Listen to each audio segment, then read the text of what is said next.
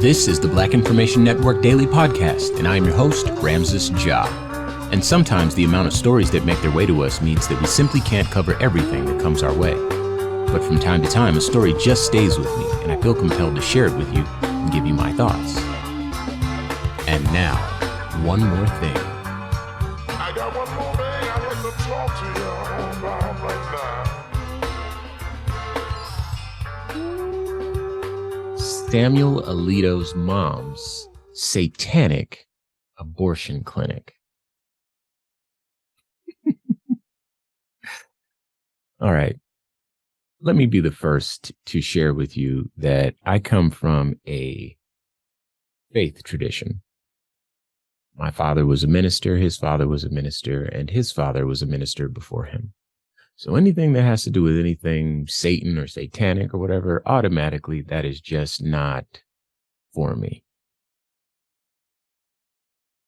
But if you know the name Samuel Alito, you know kind of the basis of that name being in the name of an abortion clinic, named after his mom, indeed.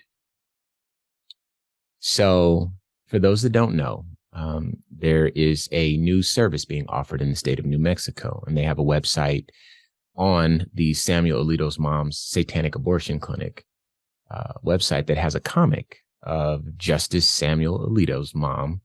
And there's a caption saying, "If only abortion was legal when I was pregnant." The implication being that Justice Samuel Alito was born and the world is now worse as a result of it. So they've named this abortion clinic after his mom. Well, not named after his mom, but the reference is to his mother. So the way this works is that patients pay a pharmacy for the medication, but the medical and the, quote, religious services are free, right? So let me bring you up to speed if you're not familiar with the story. I'll read a bit from Cosmopolitan. Samuel Alito's mom's Satanic Abortion Clinic. Does it sound like pure clickbait? Sure. But beneath the outlandish branding lies a sincere mission. The New Mexico-based telehealth practice, a legitimate medical entity run by an accredited clinical team, offers abortion care to patients within the state lines. The staff prescribes abortion pills at $91 per set, a competitive price, up until the 11th week of pregnancy, and offers 24/7 phone access to licensed medical personnel to anyone in need.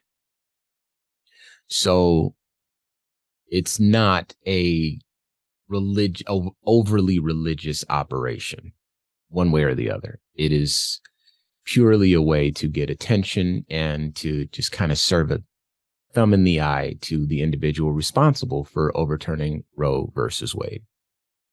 Now, I bet you're wondering, why are you talking about this? Well, for those who have followed my story for some time, you might be familiar with the fact that I appreciate direct action. I appreciate alternative forms of activism. Remember, I'm the person who ended up with the trademark for White Lives Matter, prohibiting Kanye West from selling those shirts in the United States. So that was a moment, but those shirts never manifested in stores anywhere. That's direct action. That is unique forms of activism. And so when I see people moving the narrative or changing the game, changing the rules in a way that brings about more equity and more fairness and pulls a little bit back away from the most extreme people in our society, I'm a fan of that form of activism. And this is indeed that. So while I would never name anything Satanist, whatever, I get the point. I get why these folks are doing this to get that type of attention, just to kind of be a thorn in the side of Justice Samuel Alito and to bring attention to the fact that this is incredibly unfair, while at the same time offering services to people who may need them. Now, I know that some people listening are going to say things like, abortion is murder. And, there are people that make that argument. And um, I respect it. There are people that say abortion, if you have an abortion, you might be aborting the person who cures cancer.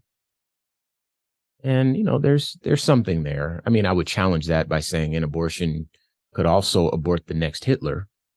There's two sides of every argument, but, there are people that make these arguments because this is how they show up in the world. And this is what they feel is appropriate for them. But when we take a step back and we look at all of us, remember, this is a democracy. It's important to remember that the majority of the public disapproved of the overturning of Roe versus Wade. And the number, depending on where you get your information, was anywhere from 52% to 57% were opposed to that. The majority of people in the United States of America supported the upholding of Roe v. Wade. And Justice Samuel Alito and some other folks took that right away, although the majority of Americans supported that. And let's be specific, 62% of women specifically supported keeping Roe v. Wade intact. And it affects women rather more than it affects anyone else. Now, Justice Samuel Alito was not alone in his plight. This has been a long fight. People have been fighting Roe v. Wade since it was written into law. There's a woman named Lynn Finch, who is more or less the architect of the dismantling of Roe v. Wade. And she's been wielding her influence behind the scenes, with Trump, with the courts, both state and federal, for a long time. And just a deeply conservative vantage point. Once upon a time, conservatives were kind of losing ground in the United States to liberals.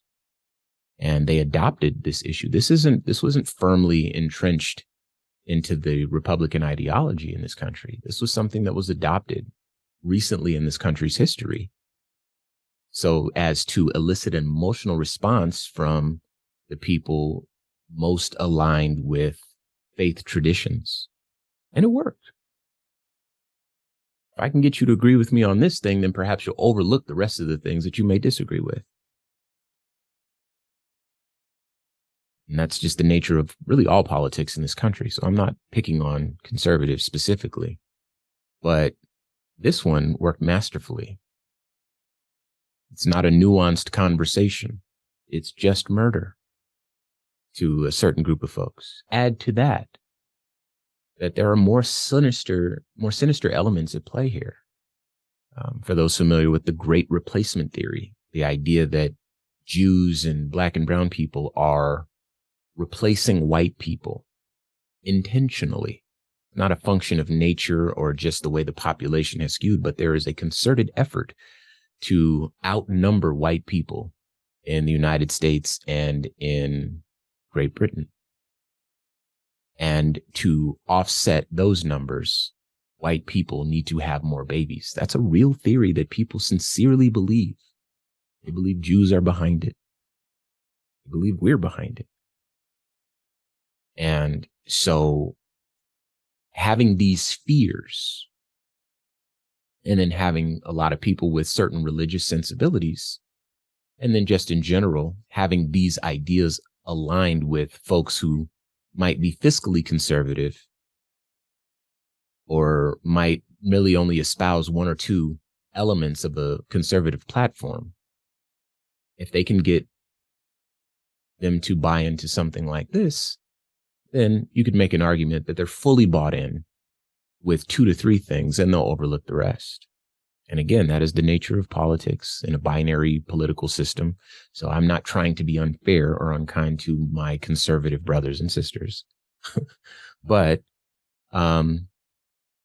this ruling comes at the expense of women's freedoms And again, it's based in fear, unfounded fear.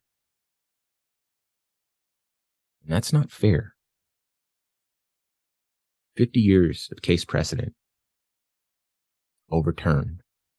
And I know you know this, but I think that the direct action of the Samuel Alito's mom's satanic abortion clinic is just what we needed right now. For them to just be a thorn in the side of those on the wrong side of history. So I applaud this endeavor. As always, I will implore you to vote, to remain steadfast. Know that we may have a 50-year fight ahead, just like these folks that got this overturned did. Those justices serve for life, and Lord knows that Supreme Court is not reflective of the sensibilities of the population in this democracy. It is stacked heavily in favor of a less popular platform.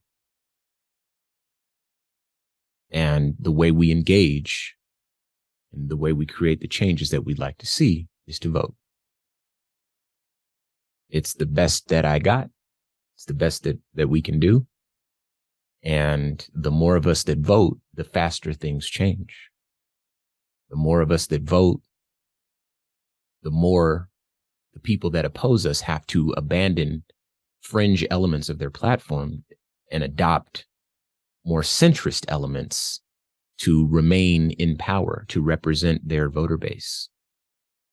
That's the name of the game that we're playing. So, again, I applaud the Samuel Alito's mom's Satanic Abortion Clinic. And I'd love to hear your thoughts. So if you have them, of course, reach out using the red microphone talkback feature on the iHeartRadio app. Or, of course, you can hit me at Ramses Ja on all social media. Let's talk about it. And until we do, peace. This has been a production of the Black Information Network. Today's show is produced by Chris Thompson. Have some thoughts you'd like to share? Use the red microphone talkback feature on the iHeartRadio app. While you're there, be sure to hit subscribe and download all of our episodes. I am your host, Ramses Ja, on all social media. Join us tomorrow as we share our news with our voice, from our perspective, right here on the Black Information Network Daily Podcast.